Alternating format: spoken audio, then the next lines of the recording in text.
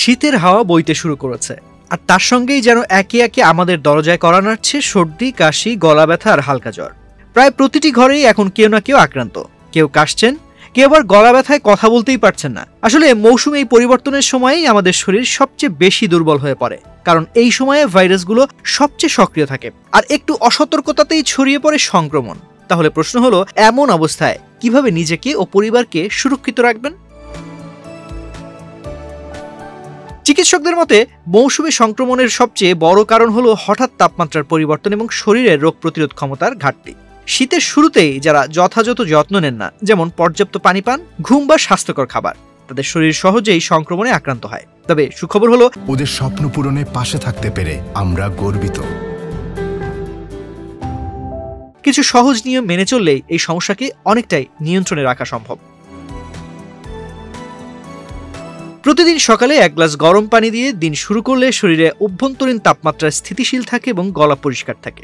গরম পানিতে 1 চা চামচ লবণ মিশিয়ে গার্গল করলে গলার ব্যথা ও সংক্রমণ কমে। এছাড়া আদা, তুলসী ও হলুদ দিয়ে তৈরি ভেষজ চা শুধু ঠান্ডা কমায় না, শরীরের ভেতর থেকে প্রতিরোধ ক্ষমতা বাড়ায়। গরম পানিতে মধু ও লেবুর রস মিশিয়ে পান করলে শরীরে অ্যান্টিঅক্সিডেন্ট বাড়ে, যা ভাইরাসের বিরুদ্ধে প্রাকৃতিক প্রতিরক্ষা গড়ে তোলে। রাতে ঘুমানোর আগে 1 কাপ গরম দুধে সামান্য মধু মিশিয়ে খেলে গলা আরাম পায় ও ঘুম ভালো হয়। শীতের সময় শরীরের শক্তি বজায় রাখতে পুষ্টিকর খাবার খুবই জরুরি। সবজি ও মুরগির মাংস দিয়ে তৈরি স্যুপ শরীরকে উষ্ণ রাখে এবং গলার জ্বালা কমায়। একই সঙ্গে মৌসুমী ফল, শাকসবজি ও ভিটামিন সি সমৃদ্ধ খাবার যেমন কমলা, পেয়ারা, ব্রোকলি ইমিউনিটি শক্তি বাড়ায়। শীতের সময় অনেকেই পানি পান কমিয়ে দেন, যা বড় ভুল। শরীর হাইড্রেটেড না থাকলে সংক্রমণ প্রতিরোধ দুর্বল হয়ে যায়। প্রতিদিন অন্তত 8 গ্লাস পানি পান করুন আর শরীর চর্চা ও পর্যাপ্ত ঘুম নিশ্চিত করুন। 7 থেকে 8 ঘন্টা ঘুম শরীরের পুনর্গঠন ও রোগ প্রতিরোধে সাহায্য করে।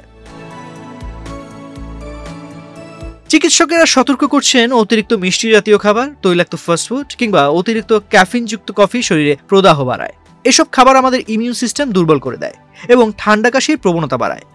তাই এড়িয়ে চলুন আর যতটা সম্ভব ঘরে তৈরি স্বাস্থ্যকর খাবার বেছে নিন। তো আজ এ পর্যন্তই।